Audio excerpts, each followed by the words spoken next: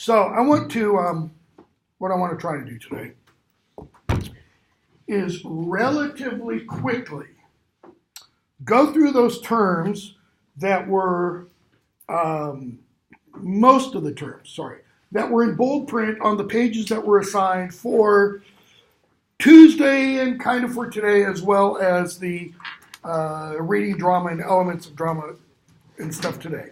So, if you brought your book, which hopefully you did, turn to page 23, and we're just going to zip.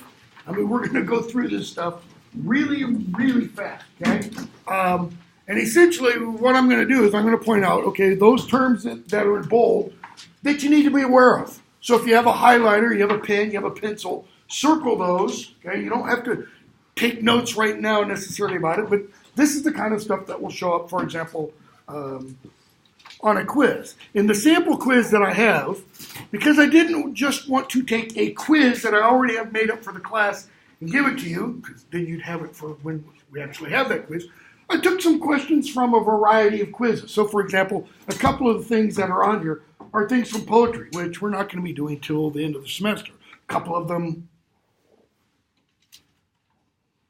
are from today or Monday, maybe. Excuse me, Tuesday. Sorry, I'm all confused as to which class. So on page 23, for example, notice we're skipping the opening reading imaginative literature. Why? Okay, we won't skip it. I'm not going to talk about those pages. Well, let's start this way. Start with a question. Where's my marker? What is literature?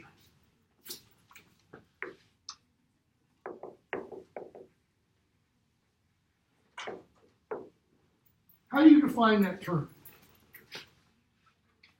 The reason that question is important is because let's say you're shopping for a car. Let's say you can afford a new car. I've never bought it. Actually, I bought one new car because I'm cheap. You go to a car dealership, and what are they going to offer you in addition to like a test drive?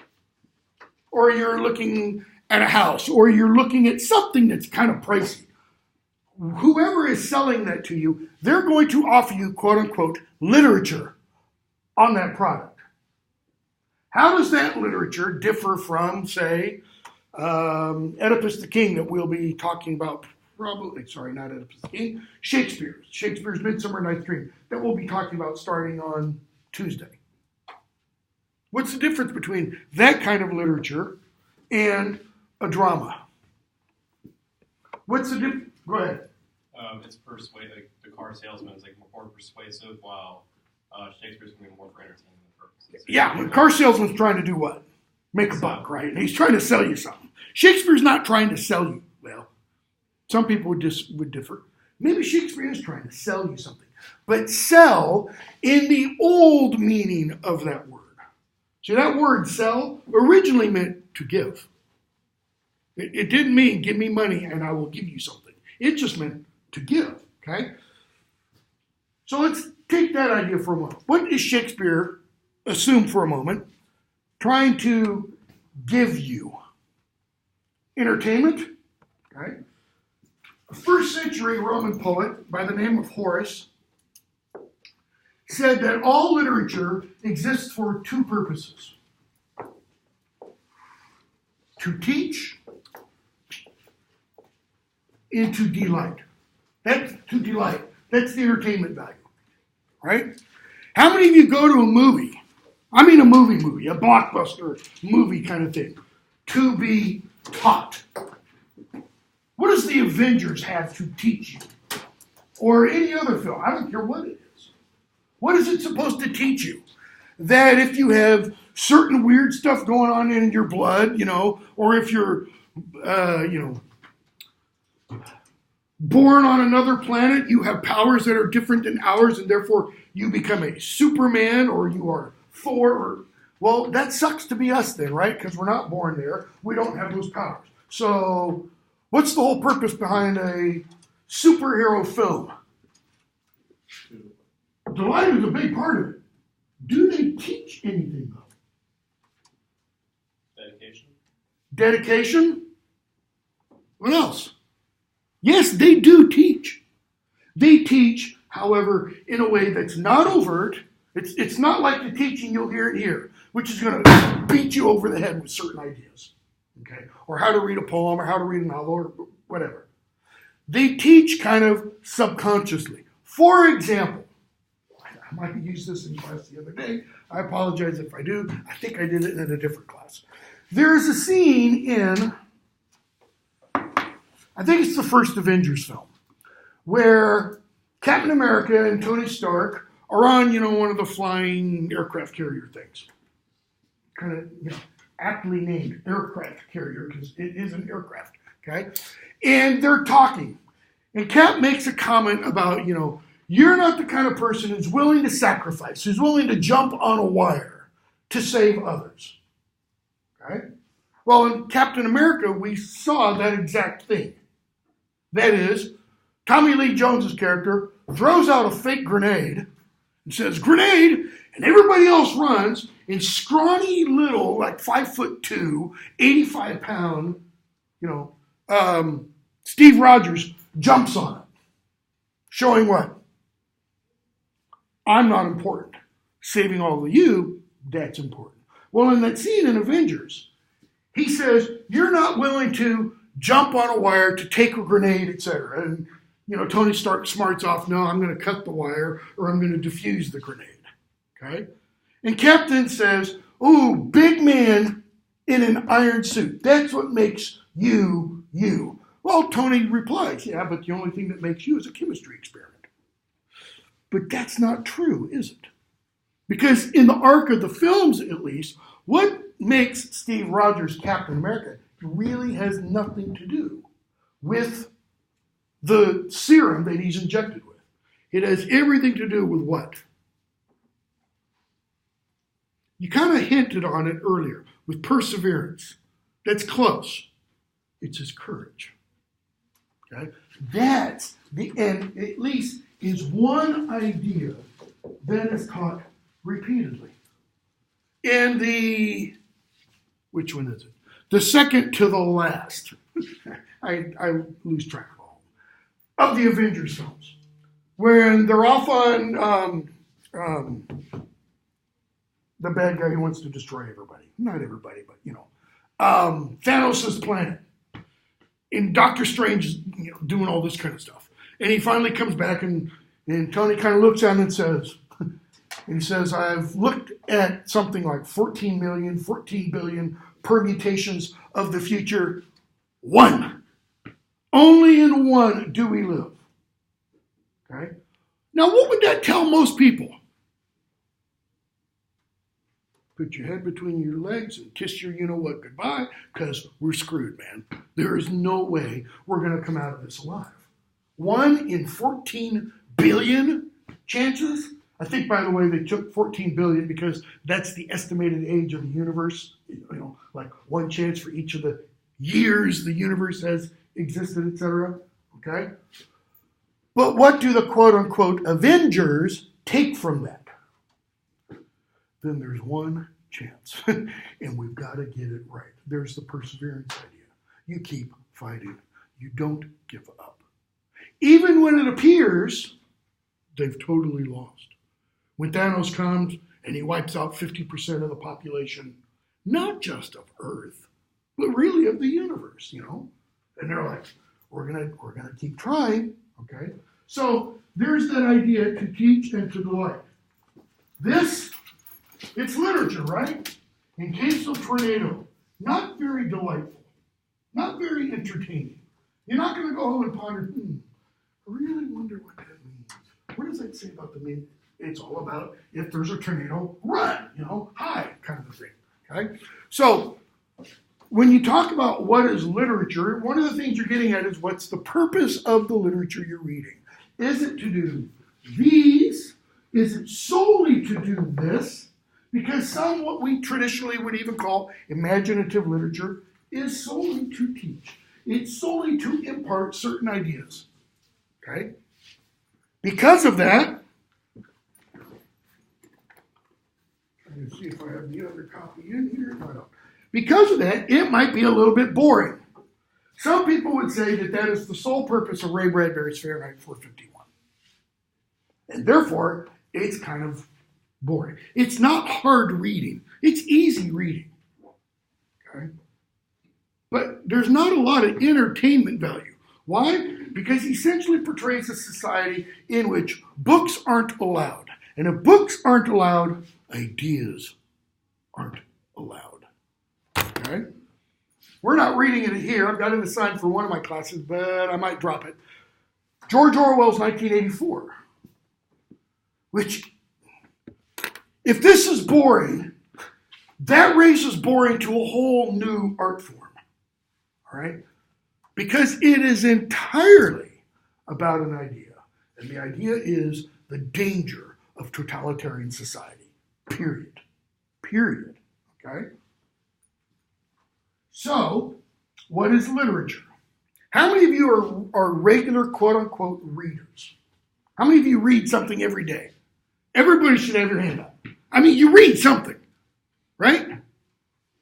Even if you're driving, you read something because there's, stop. Hopefully you read that. Don't just blast right through. How many of you read, quote-unquote, literature every day? I mean, you read something for fun, for pleasure, for escape, because your life sucks and you have to get out of it. Okay? Probably not many of you because you're students. And being students, that means what free time you have is devoted to reading the crap that you're assigned to read, which usually isn't for pleasure. I'll be the first to admit, you haven't taken this course, more than likely, it's been the oddball student who has, okay? You probably not taking this class because you're just really interested and excited to read whatever it is we're going to read. You're reading it because you have to do what? Graduate. Take it. You have to take a sophomore level literature course. It could be this. It could be one of the 2020 courses, science fiction literature, gay and lesbian literature, Tolkien and Rowling, which is my next class, Westerns, whatever. But you've got to take something. What happens when somebody says, you have to do this? What happens to your enjoyment factor? This course used to be called The Appreciation of Literature. Like, we're going to make you appreciate it. And if you don't, what, you're going to fail? Now it's just called The Experience. I think I talked about this the other day. Because it could be a good experience, it could be a bad experience. Hopefully, it'll be more net positive than it will negative. So, reading imaginative literature. What's one of the things you have to do? Let's say Shakespeare's. No, let's not take Shakespeare. Let's use a film. Somebody name a film you've seen in the last year. Anything. Nobody has gone to a movie or pulled one up on Netflix or Amazon or Hulu. 1917. Okay? About the First World War. Why did you go see it? My boyfriend wanted to see it. Your boyfriend wanted to see it. So, brownie points with the boyfriend. Okay. Somebody else give me another example. We'll talk about that one. That's the only one. Ford versus Ferrari. Ford versus Ferrari. Okay. About the 1960s muscle car, not... 24 hours Le Mans. Yeah, Le Mans race. Okay. Both of those work, but they don't work as well as what I want because they're both dealing with historical events. Okay? But every film that even deals with a historical event does what? What does every director do? They take liberty with the actual history. They change scenes, they change episodes, they compress time, they expand time, they add characters, they add scenes. Ford versus Ferrari, the scene, I've not seen it, but I've read about it, where Carroll Shelby decks, or the other way around, decks the other person, I can't remember what it is. Yeah, okay. Didn't happen. But it adds to this film tension and suspense and all that kind of stuff. Okay?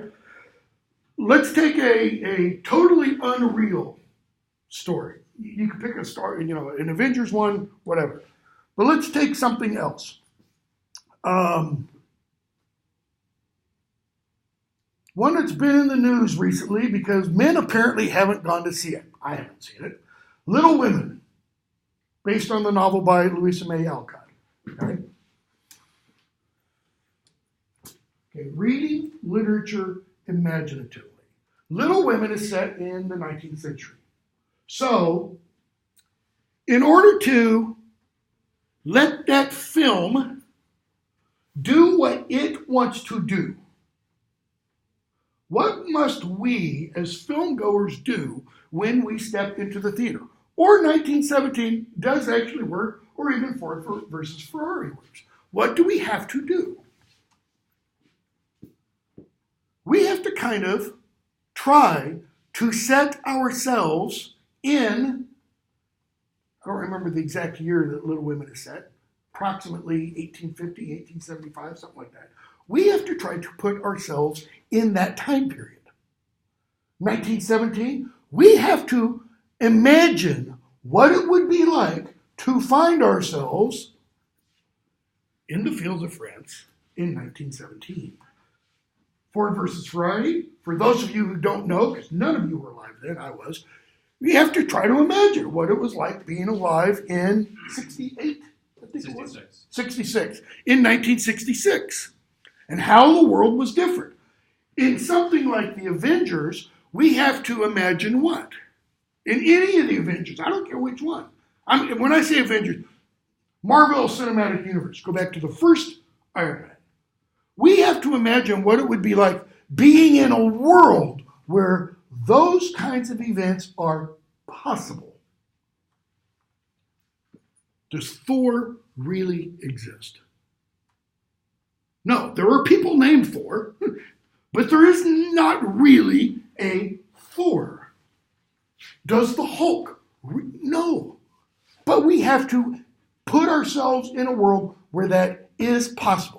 Because if we don't, what will we never get from any of those films?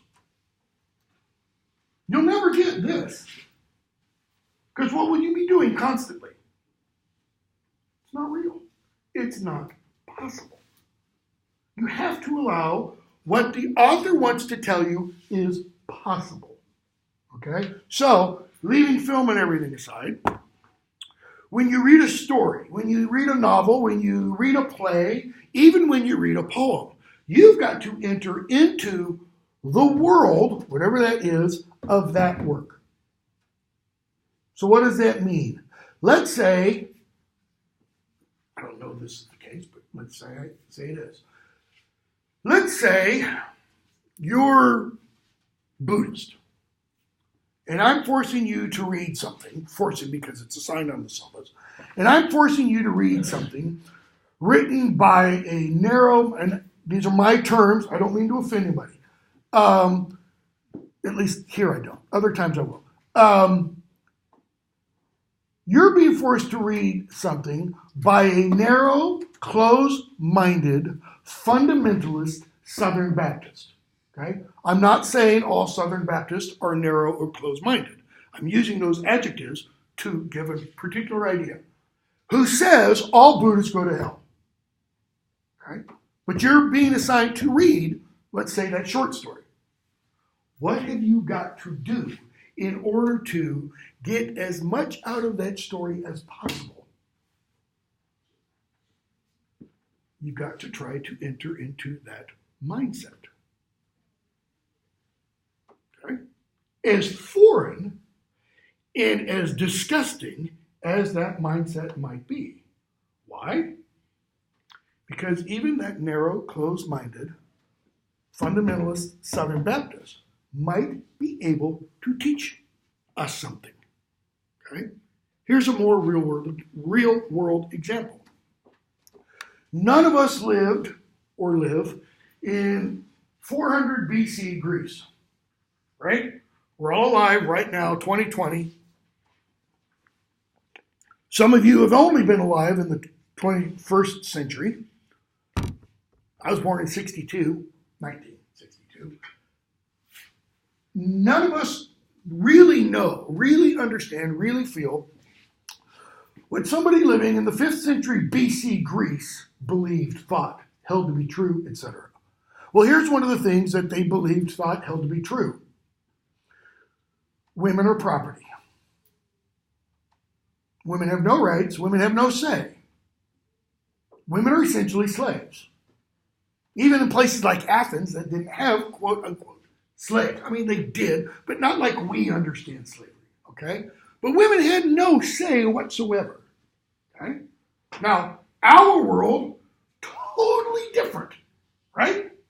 So when we read Sophocles, especially when we read Antigone, which is about a woman who stands up against the full authority weight of the state, and the king of the state, who is also her uncle, so she's standing up not only against, the power, but family, and says, this is wrong. We've got to try to understand what that really means for her. She really is signing her death warrant. Because she's saying, I have a voice. Where everything in that society says, you have no voice. You have no position. How dare you even open your mouth? Okay? So, one of the things literature does, not what it is, but what it does, is it allows us to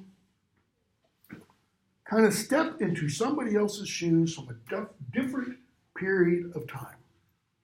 That other person's shoes, they might be white shoes, color indicating race. They might be black shoes. They might be yellow shoes. They might be brown shoes. They might be 16th century shoes, Shakespeare. They might be 19th century shoes. They might be 5th century BC shoes. They might be 2000 BC shoes, if we were reading something from the Bhagavad Gita, Hindu sacred scriptures. Okay? It might be 1st century, if this was my Bible is Lit course and we were reading the New Testament. Okay? It gives us something that none of us has on our own. Because every one of you, right now, where you are sitting, you are looking at me from a particular perspective. And it's not the same perspective from any of you.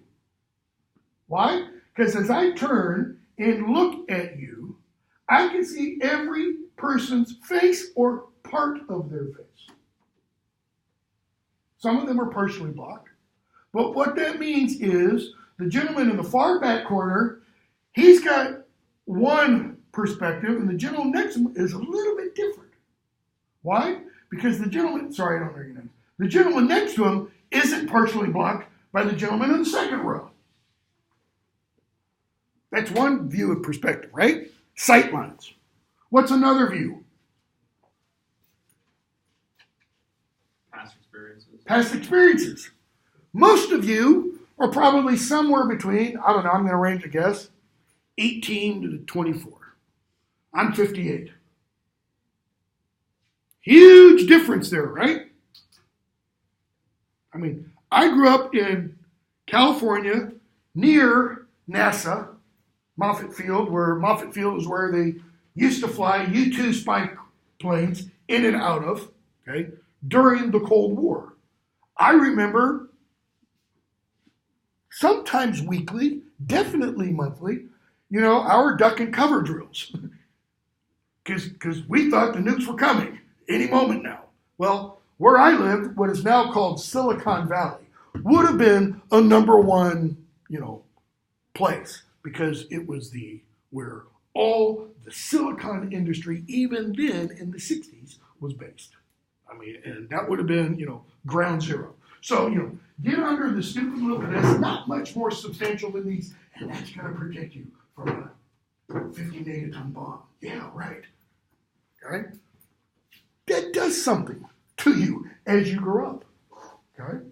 You guys are more or less, even though some of you were born after then, you're more the 9/11 generation. Okay? Probably none of you, maybe one or two, remember 9/11. But students just a few years older than you remember it very clearly. Because some classrooms, teachers turned on the news so that students could watch at 2 and 3 and 4, second, third, and fourth grade. Watch those two towers collapse. Well, the world changed on that day. Everything changed, particularly for the 3,000 people and all their families and loved ones, but for everybody else who saw that. So when we talk about differing perspectives, we're not only talking about, sight lines, we're not only talking about time, past experience, what else? Cultural experiences, cultural differences, religious differences, economic differences. Every one of you, even only a couple of you, wear them.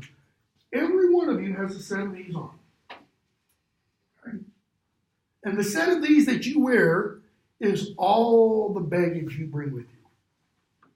Your background, your family, your religious beliefs, your economic beliefs, your political beliefs. And every one of those beliefs colors, influences how you perceive reality. So when we read some of this literature, what I'm going to ask you to do, to the best of your ability, because none of us can do this 100%, to the best of your ability, take the glasses off.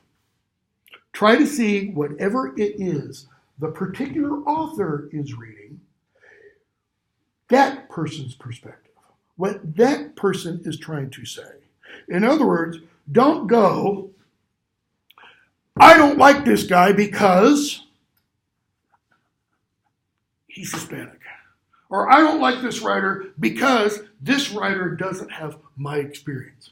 That's the whole point of reading that writer, to try to get somebody else's experience. Because if we only experience reality, if our only awareness of reality is through our own lenses and our own experience, we're not going to have a very wide, a very open experience. We're not going to understand others. And if we're not going to understand others, you might as well stay in your room all day, wherever your room is. Okay, a lot longer than I planned to do on that. So, look at page 23. Now let's get to this. That was kind of the, what is literature, why we read it, etc.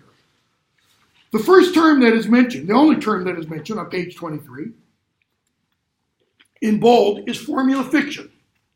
Why? Because it's talking about the kind of works that are formula fiction. Okay? Formula fiction simply means fiction that's like a chemical equation. It follows a formula. For example, romance novels. Harlequin romance novels. Go to a bookstore, find the Harlequin romance novels, and every cover has what? Every cover usually has a heaving, large-bosomed woman with some hunky Thor-like guy. So pick your swimsuit model and Chris Hemsworth, essentially. Slightly different. Maybe the hair color is different, maybe the height, but that's pretty much it. And what does every one of those novels follow? They follow what's called a tip sheet. That is, if you're an aspiring romance novelist, the publisher will give you a tip sheet. That is, essentially outline. Your novel needs to have this number total words. Your novel needs to have this kind of plot. Man, woman, maybe another woman or another man. That is, a love triangle. Not menage a trois. Not, a threesome. But where there's this jockeying going forth as to who's going to win who kind of a thing. In the traditional ones. Now, they have expanded in the last 10, 15 years to have gay and lesbian relationships, etc. Okay? But it's got to follow pretty much a certain paradigm. Which is why if you read one Harlequin romance, you've read them all. Just change the names. Okay? What's another example of formula fiction? Anybody familiar with the name Agatha Christie? She was a mystery writer. Well, what kind of mystery? Whodunits. Who killed who? Okay? Which, just a little aside here. If you've not seen it, I highly recommend Knives Out. It's a fantastic film. It's kind of a whodunit, but it's got a lot of big actors playing the kinds of roles they don't normally play, which is a really nice twist. Okay. But who done it? So somebody gets killed, somebody gets whatever, and the course of the novel is to figure out who did it. They all pretty much follow the same format or the same formula. So that's why it's called formula fiction. Some people say J.K. Rowling, the Harry Potter stories, are formula fiction. Why? Well, the first three, they definitely are. Everyone begins at Harry's house. And the first three novels are all about Harry figuring out, essentially, who done it. They're more detective/mystery novels. But beginning with the fourth novel, Rowling kind of blows up the formula and she changes it. And it becomes more psychological and other things. Okay? So, notice, that's the only bold term for the next several pages. So, we're going to skip. Then you got some examples. You got Tarzan, and you have an example, a good one there. Look at page 29. There's a nice cover image of a romance novel. Okay. Keep skipping pages. Because what tends to happen in the book is you get a kind of literature introduced, and you'll have some terms, and then you'll get a bunch of examples. Short stories, plays, poems, etc., etc. Okay? So, go to chapter 2, writing about fiction. You're not going to do any writing about fiction, so I didn't assign. I don't think I did. No, I didn't. So I didn't assign those pages. But let me just throw this out there for you. You might want to look at pages 58 through 60. Not because you're going to be writing about literature, but because that gives you a series of questions that might help your understanding and or enjoyment of what you read. Okay? I won't talk about them, etc. Though every one of the terms that is used here are terms that do show up in the syllabus, that do show up in the quizzes and such. All right? So skip a bunch of pages again and go to plot, page 77. Bottom of the page. Plot is the author's arrangement of incidents in a story. Sample quiz. Question 6. The blank is the author's arrangement of incidents in a story or play. Okay? So that's essentially asking you for that. Well, plots can be arranged how? If you're writing a paper for a class, a regular paper, how do you need to arrange that? It's simple. It's not a trick question. Totally simple. Beginning, middle, and end, right? It's chronological in that sense. Or it's linear in that sense. Do plots of stories have to be chronological and or linear? You have to begin at the beginning? No, you don't. Okay? You're going to see when we get to Shakespeare, it's not necessarily beginning, middle, and end. I mean, strictly speaking, Midsummer Night's Dream, literally, it is. But we get information a little bit into the play that is about things that happened before the play even began. So we get kind of, huge qualifier, kind of, flashback. It's not literally flashback, all right? But you can have a novel, for example, that's arranged all via flashback. If you saw the Lord of the Rings films, okay? The very first one, Fellowship of the Ring, anybody remember how it begins? It begins with images on the screen, and you hear Cate Blanchett's voice. Cate Blanchett as Galadriel. And she's narrating, essentially, the things that are occurring on the screen. Battles and things like that.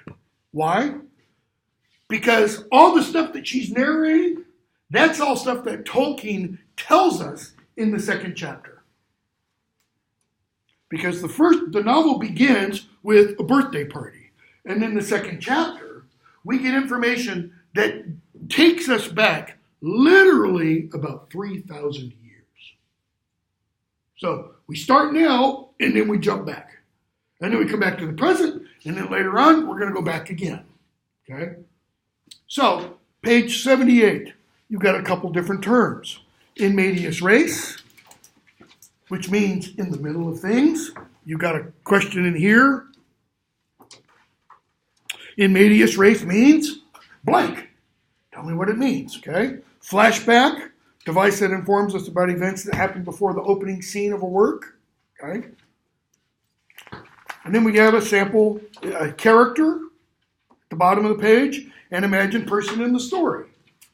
Frodo isn't real. He's an imagined character. Captain America isn't, right? Pretty simple stuff. Okay, so skip forward several more pages, go to 84. So this is how I recommend you know, when you're reading the background information about literary terms, this is what I recommend you do. Find those bold-faced terms. When there aren't those bold-faced terms, skip it. And where you have short stories and plays and, you know, poems, skip them until you get to those bold-faced terms, unless they are actually assigned, okay? So, next page with bold-faced terms, page 84. Rising action, conflict, foreshadowing, protagonist, hero. You got to know all those, okay? Antagonist, suspense, climax, resolution, denouement.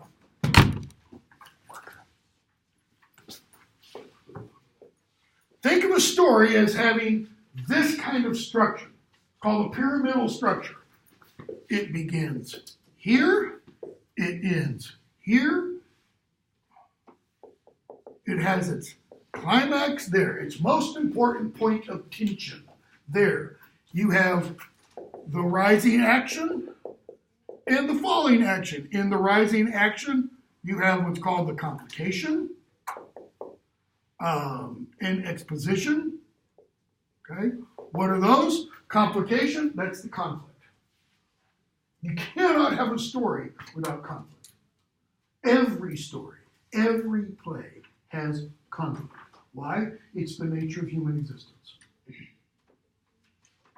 Which is why, you know, when people imagine a world with, you know, John Lennon's Imagine. When people imagine, they're imagining where? The Greek word, utopia, nowhere. It doesn't exist. Maybe heaven, if you believe in heaven, or paradise, that kind of thing. But not here. Why? This is why Marxism, Leninism, communism ultimately always fails, no matter where it's been tried. Because we all want a water bottle, and he's got one. So what do? And it goes to the next person, because she killed him. Well, I still want the water bottle. Put one toy in a play yard with two 2-year-olds. They might share for a while, but what is going to happen? Mine! It's human nature, okay? There's always conflict, all right? So every story has got to have conflict. What happens here is the conflict reaches its highest point, okay? And if we were talking about drama, we would be then going a little bit direction, which we will maybe in a moment, okay? So it's got all of these aspects. You have a protagonist and an antagonist. What's a protagonist? You could call it the hero of the story, but that's not literally what protagonist means. Notice that word that's buried in protagonist and antagonist. Agon. Put the Y on it, agony. Pro or proto means first or chief, agony, sufferer, the person who suffers the most. Greek tragedies are usually named after the protagonist, the person who suffers the most. Okay? Oedipus, the king. Oedipus is the one who suffers the most. His wife dies in the play. A lot of people say, she died, she suffered. No, because you can suffer a whole lot more by living than you can by dying. Okay? Big question will be when we get to the play Antigone. Does Antigone suffer the most, or does her uncle Creon? Okay? Anyways, antagonist is the person who opposes the protagonist. Usually the cause of the agony. Star Wars, first 3 films. Who's the antagonist? Darth Vader, right? Who's the protagonist? Who are they all about? Luke Skywalker, okay? Pretty simple stuff there. Go on, so you get a bunch of stories and such, and we're skipping all of those. I mean, we'll get to one or two in a moment. Chapter 4, characterization or character, okay? Page 129, you've got a turn. The methods by which a writer creates people in a story, that's called characterization, okay? There are two main ways of doing that. Turn to page 132. Showing and telling. All right? Showing and telling. We can see how a character behaves, acts, believes, or the author can just tell us. Which do you think is better? Notice I'm using a kind of a qualitative term. Which is better to make the story work? Use this right now, what I'm doing right now. How many of you are interested? Hardly any. I can tell by your facial, looks and everything. Why? Because what am I doing? Telling. It's boring. What would be better if I could come up with a way of doing it? Showing. So it'd be like having an actor come in. Rather than reading Shakespeare's Midsummer Night's Dream, what would be really cool would be if I could get a small group of actors, say about 10, to come in and put on the play for us. Because then you would watch it. You would experience it for yourself. Showing is always the better way for creating characters. Because in showing us, the author allows us to experience the character and see how the character is motivated. If the character is plausible, that is the character believable? Is this somebody you could actually see as existing? Or are we merely being told everything about that character? Like the character is some kind of cardboard cutout. Because if the character is a cardboard cutout, you're never going to invest anything in that character. You're not going to find that character believable. So one of the questions we'll talk about with the two Sophocles plays and the two Shakespeare plays are all the characters believable? Are they plausible? Could you really meet somebody like Hamlet? Could you really meet somebody like Oedipus the King? Okay. If you were told, men, I'm going to assume for the moment everybody in here is male, just for the purposes of this argument. If you were told that you were destined to kill your father and sleep with your mother, what would your first thought be? You're grinning. What would it be? No! No! I'm not going to. So then what would your second thought be? First thought is, hell no. Second thought is, run away. Get as far away from dad and mom as you possibly can. Right? That's entirely plausible. Everybody would essentially say that. That's exactly what Oedipus does. The only problem is Oedipus is missing a key piece of information. I'm going to give it away. He doesn't find out till almost the end of the play. He's adopted. The people he thinks are his mother and father have no biological relation to him.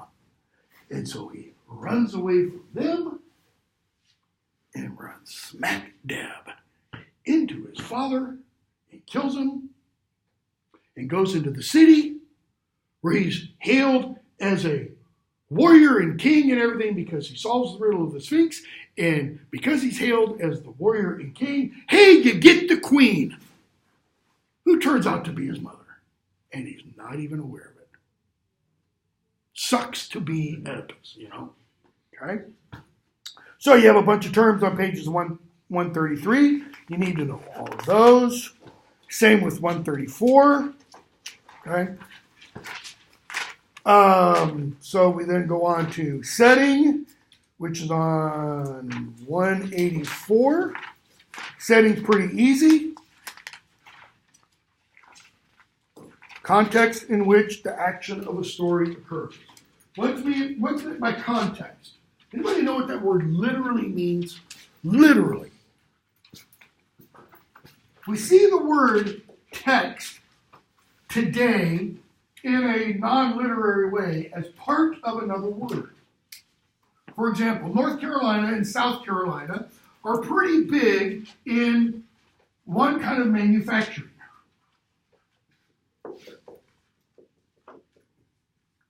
Textiles.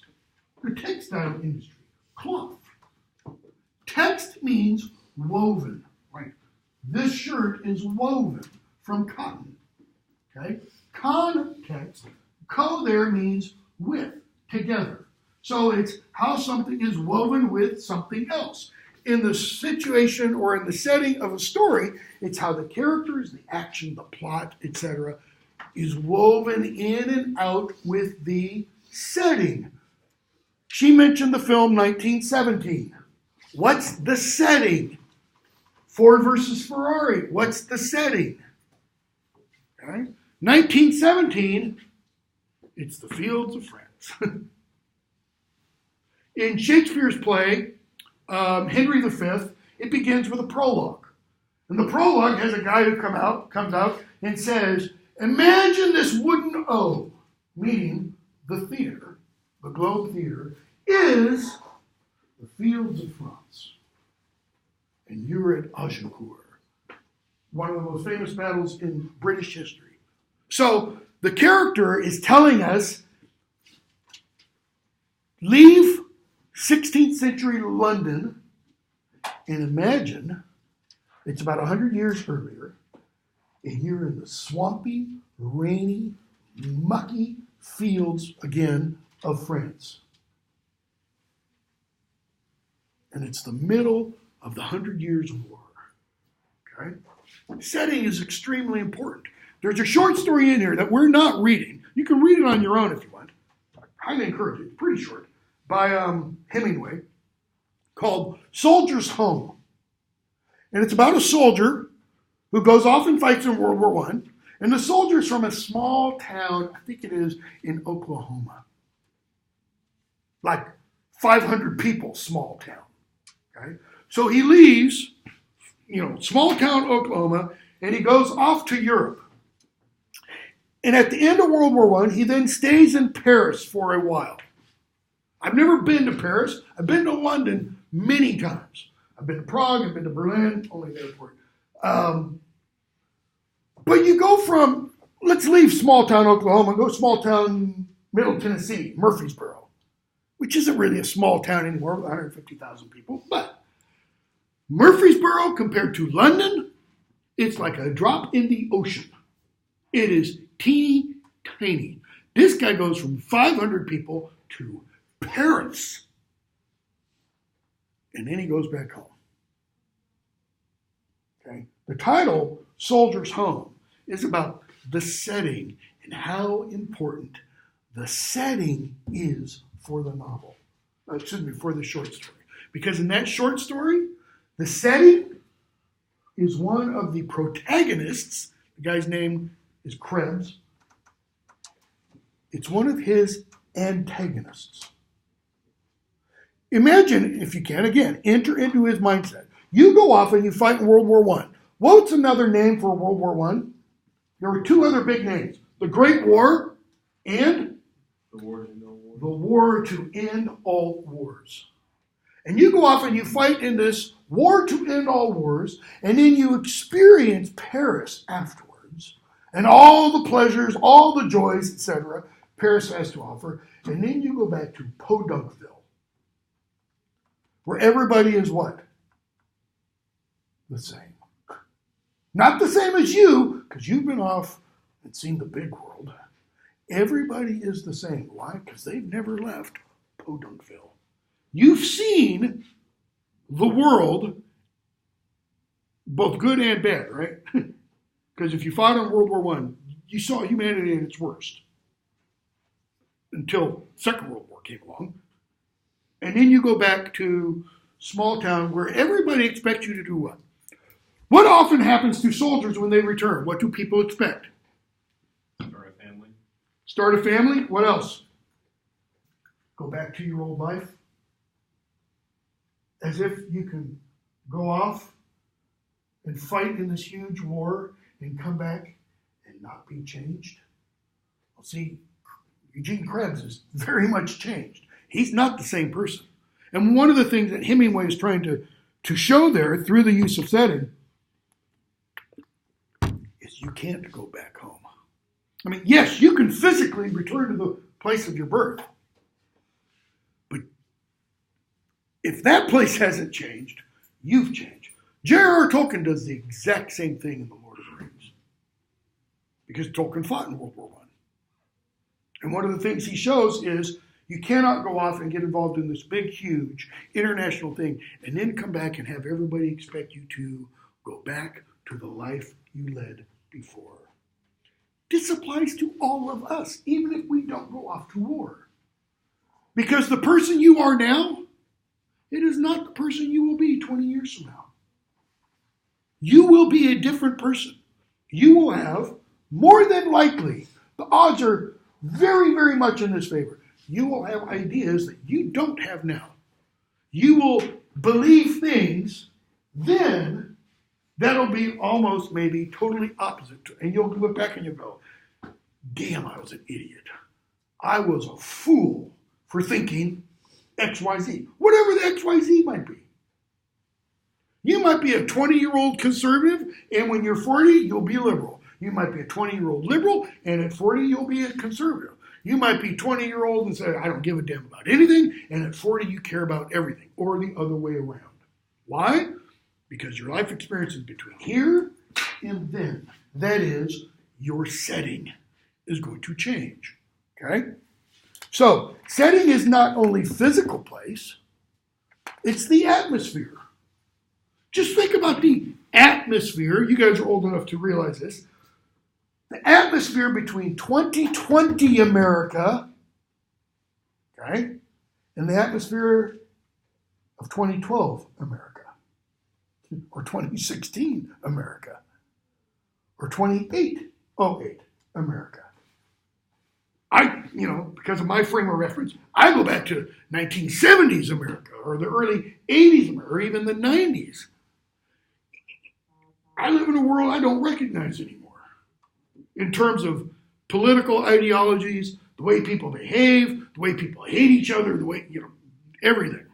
Man, I wish we could go back to the period that I was growing up in, because life seemed, it may not have been, seemed a hell of a lot simpler, okay?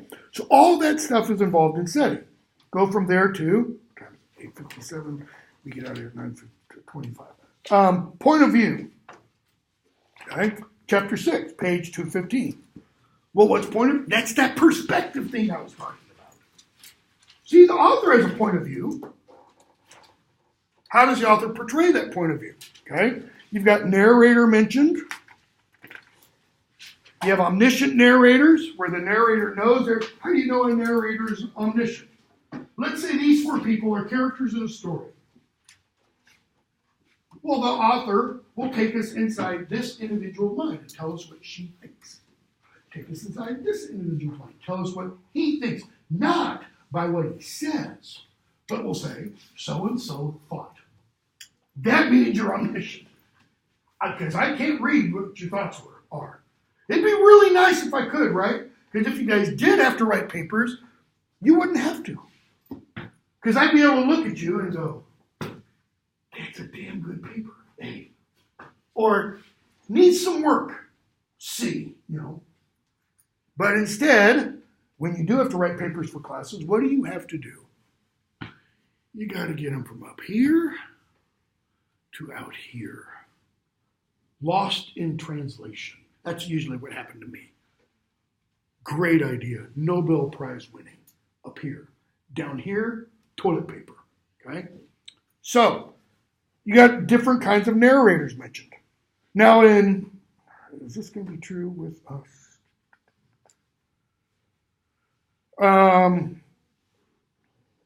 You got editorial omniscience, where the narrator will comment about what somebody says. That is, will make a slam, possibly.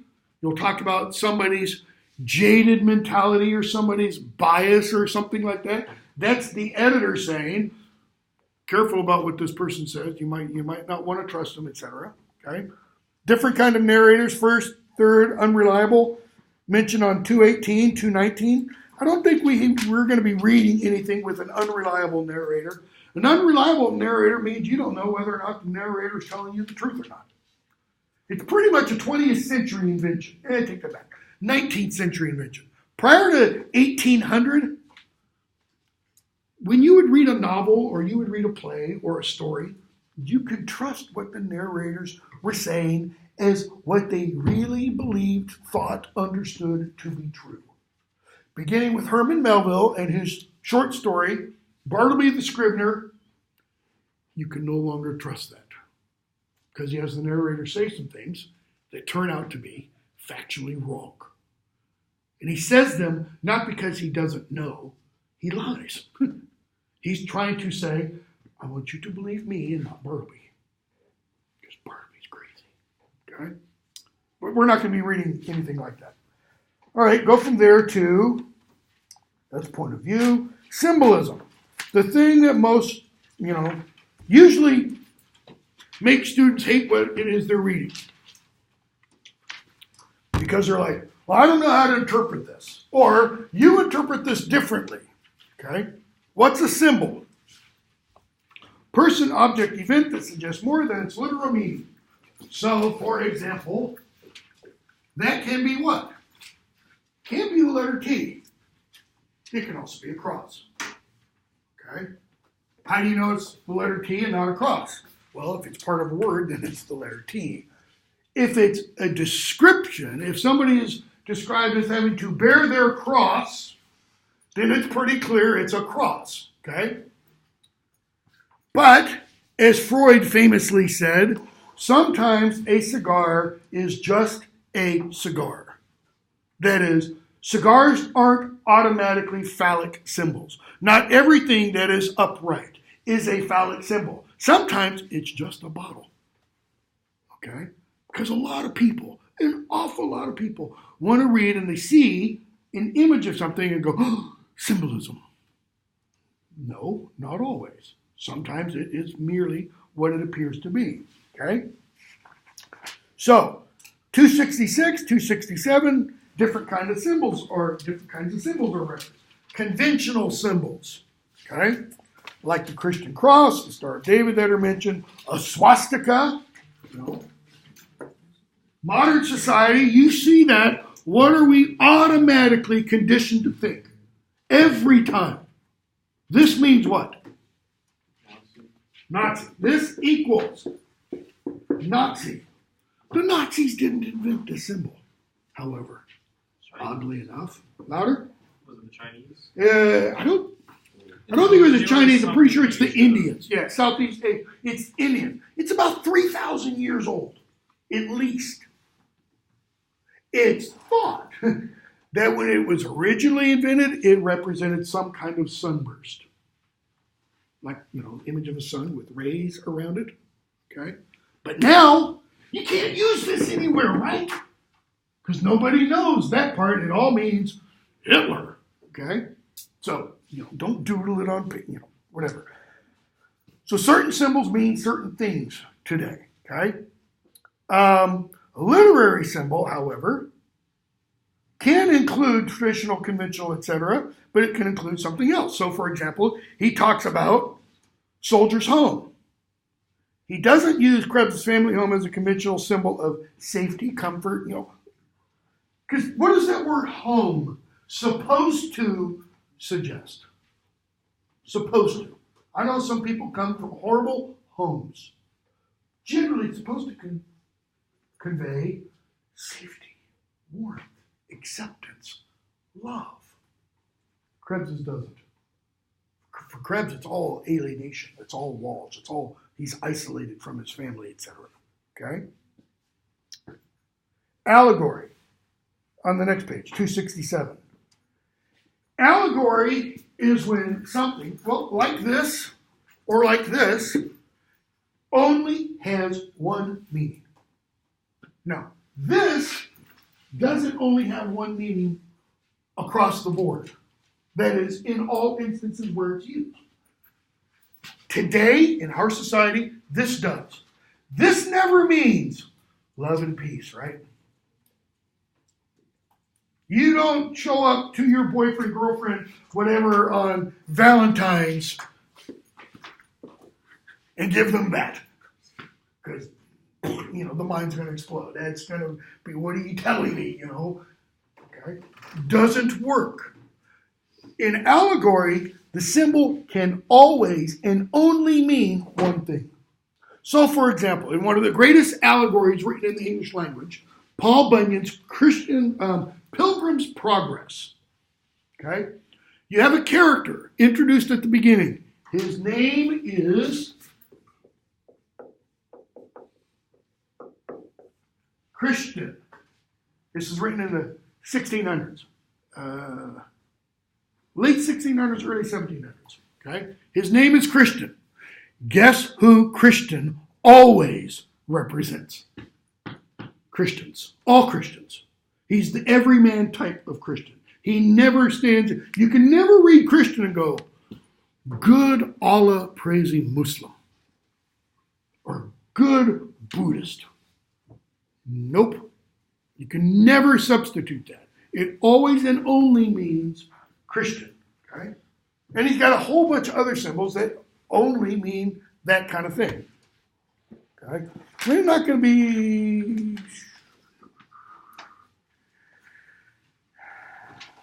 I don't think we're discussing any of those. Theme's real simple in terms of its meaning. Finding it is a little harder.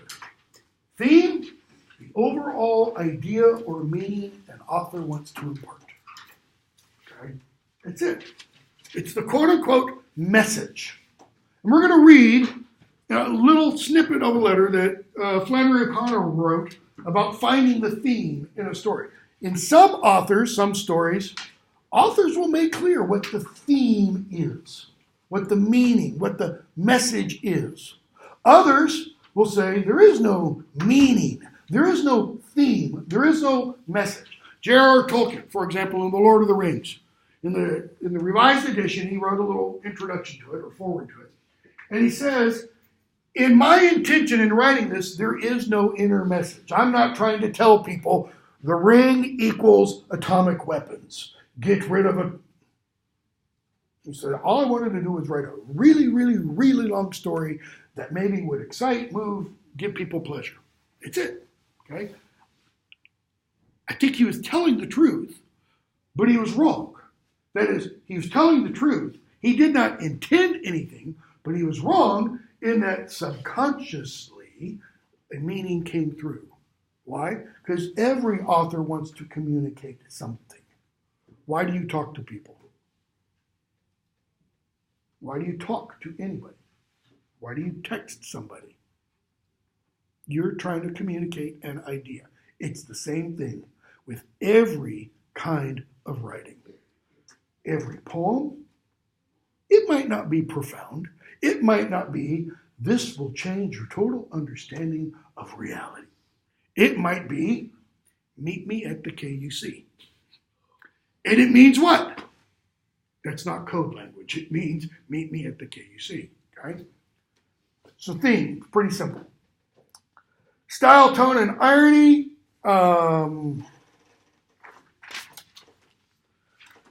Style, the manner in which a writer writes. Every writer has their own style. Each of you has your own style. Okay? How you arrange words, how you organize paragraphs and such. Diction, your choice of words. Did I drop Faulkner or did I keep it? I dropped Faulkner. William Faulkner is a product of his time. 1920s, 30s, 40s. Deep South, Mississippi. Okay? He uses words we would not use in polite or even impolite society. Okay? Flannery O'Connor, writer of the 40s, 50s, Deep South Georgia, she uses words we wouldn't use. I will use them in class. I'm not afraid of that. But for example, I don't think I'm spelling it wrong. She uses, how do you spell it now? She describes a little black child as a pickaninny. Most people today would say, that's racist. When she's using it in 1954, I think, when that short story is written, it's not considered racist at that time. Today we look back on it and we would say it is racist. Okay? So that's an example of diction. Tone, the author's attitude towards what it is he or she is writing. Now you'll see when we do, O'Connor's a Good Man is Hard to Find. When I talk about the short story, I think the tone is rather serious and somber. But if you click on the link I will send you to O'Connor reading the short story, it comes across entirely as humorous. That's a pretty big distinction. I don't think she means it to be humorous. But it could be she does mean it to be humorous, and in the way that she reads it, that comes across. But I don't think the words on the page show that. We'll talk about tone a little bit when we get to the difference, for example, between A Midsummer Night's Dream, a comedy, and Hamlet, a tragedy. Okay? Irony, different kinds of irony. What is irony? You know, if someone says, man, that's ironic, what does it mean? You know, Kim Kardashian, you know, on the Keeping Up with the Whatevers, talks about, you know, the importance of virginity. Most people would go, that's ironic, because there's videos that show that's not important, etc. Okay? So what's ironic? When somebody says something that what? Doesn't match with their behavior, or somebody says something that you hear and know not to be true. It's not a lie in that, but somebody says it, and when they say it, they suggest that they acknowledge that this is important, true, etc. For example, if Trump were to come out and say, you know, what we need in the United States is a little more humility, a little less brashness. People need to get off Twitter. Most people would go, what? You know, personality change? Psycho? Maybe. But that would be considered ironic, right? Because behavior shows totally opposite. Okay? Dramatic irony, we're going to see a lot of. When you see a discrepancy between what a character believes or says and what we know. Let me give you an example, real briefly. When Sophocles writes his Oedipus plays, he's not creating those out of nothing. That is, the Oedipus myth long predates him. So when he writes those plays, and those plays are performed in 420 BC, the audience is already fully aware of the Oedipus myth, of what happens to Oedipus. They're fully aware of his daughters and all that kind of stuff. Okay? So he writes this play, and we see it early on. Oedipus gets out there. He's told what the problem is with the city, why people are dying, why the cows and crops and everything are dying. There's a plague upon the city, and somebody killed our previous king, and you've got to find the killer of the previous king. And Oedipus essentially says, kind of channeling Scarlett O'Hara, 2,000 years later, is God is my witness. If I don't find the killer of the previous king, let all the judgment fall on me. Well, the audience goes, damn, he's screwed. Because the audience knows. It's you, dude. You're the one. But he is totally unaware of that. So that you get to the end of the play and he's like, oh, crap. When he finally recognizes, Mom, Dad, oops, all the full import of his earlier words fall on him. Okay? All right, 10 minutes left. Jump to, way ahead, 1383. Because I think that's pretty much the last. Yeah, we don't need to do the rest of the combining elements fiction.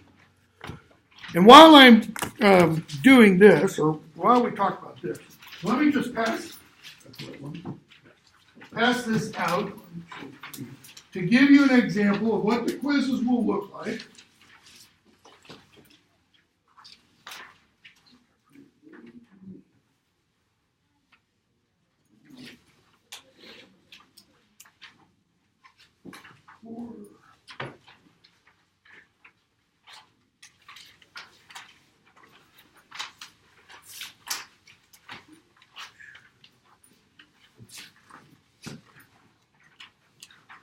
Pretty sure there's two there. Everybody does have the one that says 2030 sample quiz, right? It's like I printed out enough. Oh, it's because I have another class. Okay, so reading drama. Some of the terms I want to, skip. Playwrights, duh. It's a person who writes plays, okay? Plays. They are descript, they are written to be performed by actors. You've got different kinds of plays. For example, notice on 1384, I think this might be on your sample quiz. There are some plays not written to be performed, called closet dramas. They're just designed for you to read, okay? They're usually written more for this, to teach, than to delight, okay? So, skip a bunch of pages. Elements of drama, page 1401. You got a bunch of terms. Know those terms. From 1401 through 1404, theme again is mentioned. Jump to, and notice, as examples of dramas, there's an episode of Seinfeld. Why? Because it's drama. It's drama for TV, however. Notice, drama doesn't mean, ooh, serious, somber, like Law and Order, where it's a drama. Drama merely means something, an act to be imitated, to be done. Drama means to do, okay? So it can be funny, it can be not funny, etc. Okay? Reading drama, go on to skip the writing about drama and theatrical conventions of Greek drama. You got several terms there, okay? Pages 1437 and following, that could show up. You got some information about not Oedipus, Sophocles on 1436, okay? About his poetry, his play competitions and all that kind of stuff. The order in which Sophocles' plays were written and performed is there on 1436. Page 1439. This isn't in bold print, but you do need to know this, right? The second paragraph, or the first full paragraph. A Greek tragedy is typically divided into 5 parts, and the 5 parts are named. Know those, okay? Prologue, Parados, Episodia, Stasimon, and Exodus, all right? And then tragedy. So you get tragedy defined, and you have a bunch of terms from tragedy on pages 1440 and 1441. All of those terms are important because we're going to be discussing them as we discuss both Hamlet, okay, and Shakespeare. Actually, we weren't supposed to discuss that stuff today. We were doing the reading drama and the elements of drama, so I've gone way ahead.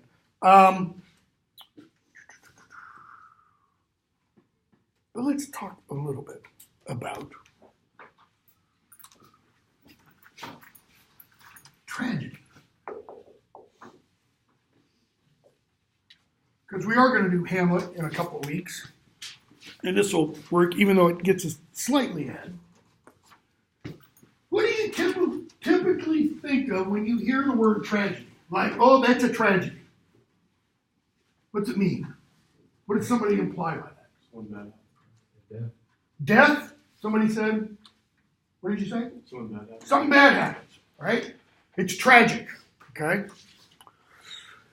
That's not what is meant in the classical drama sense. In the classical drama sense, tragedy is usually about the rise and fall of somebody above the common, above the ordinary level of everybody else. Okay? So, see, what would be an example? Here'd be an example from our time.